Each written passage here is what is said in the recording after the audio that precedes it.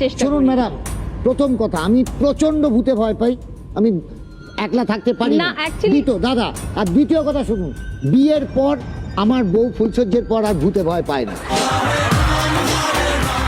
Ishita madam south 24 পরগনারে। আমি একটা কথা বলতে হ্যাঁ, বলুন। চাই। লোকে বলে দাদাগিরিতে এলে স্বপ্ন পূরণ হয়, হ্যাঁ। আমি বলবো জীবনটাই পাল্টে যায়। আরে বাবা, থ্যাংক ইউ। বারবার আসবেন, এই মানুষটা যেমন আসে। আর সেই জন্যই মনে হয় বলে জীবন মানে জি বাংলা। হ্যাঁ, এটা ঠিক, জীবন মানে জি বাংলা। তো দাদাগিরির পরের জার্নিটা আমি একটু তোমার সাথে আলোচনা করতে ও, চাই। বলো। মানে বলতে চাই যে দাদাগিরির আগে আমি খুব সাধারণ একটি মানুষ ছিলাম, কিন্তু দাদাগিরির পরে এত রেসপন্স পেয়েছি, মানে ভারতবর্ষের বিভিন্ন কোণা থেকে তো বটেই, ভারতবর্ষের বাইরে থেকেও, ইভেন নেপাল থেকে, বাংলাদেশ থেকে প্রচুর তুমি কি মানুষজন আমাকে জানো ফোন তোমার করে। ভূতের গল্প নিয়ে চারিদিকে কি হয়েছিল? থ্রেটেন্ড হতে হয়েছে লোককে, যে আজকালকার দিনে মানুষ ওটা আবার বিশ্বাস করে। আচ্ছা দাদা, একটা কথা বলবো। হ্যাঁ, সত্যি কথা বলতে আমার টিম ডিটেকটিভ অফ সুপারন্যাচুরাল ইন্সপিরেশন হচ্ছে তুমি।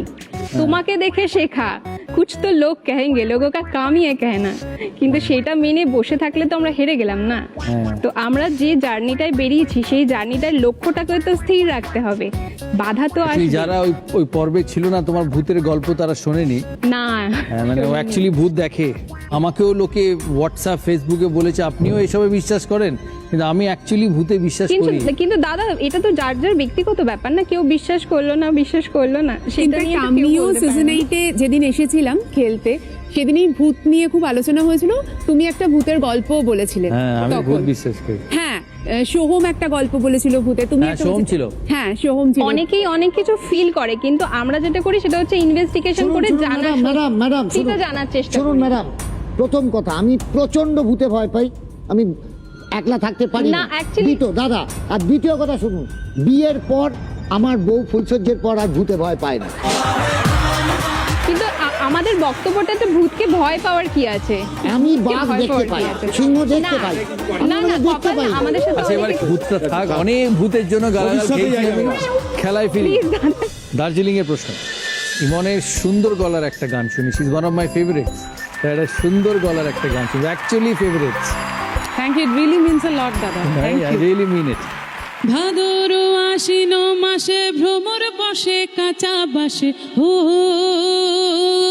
ভাদর আশ্বিন মাসে ভ্রমর বসে কাঁচা বাসে, আর কি থাকিবে বাপের ঘরেতে ও বধূ হে, আর না থাকি ও বাপের ঘরেতে ও বধূ হে, আর না থাকি ও বাপের ঘরেতে।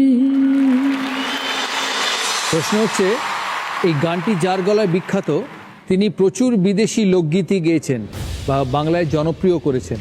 একটা স্পেশাল আছে, আমি ইমরান বলতে পারবে, গুয়াতানা মেরা লোকগীতি বাংলায় জনপ্রিয় করেছে।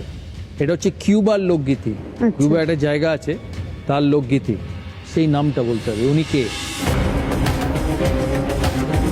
মানে পার্টিকুলারলি এই গানটা দাদা কে গেয়েছে? এই গানটা গেয়েছে অনেকেই গেয়েছে, এটাই কিন্তু বলছি কার আমি। কণ্ঠে জনপ্রিয়, অরিজিনালি জনপ্রিয় কার কণ্ঠে, যিনি প্রথম জনপ্রিয় করেছেন এই গানটা, তার নাম?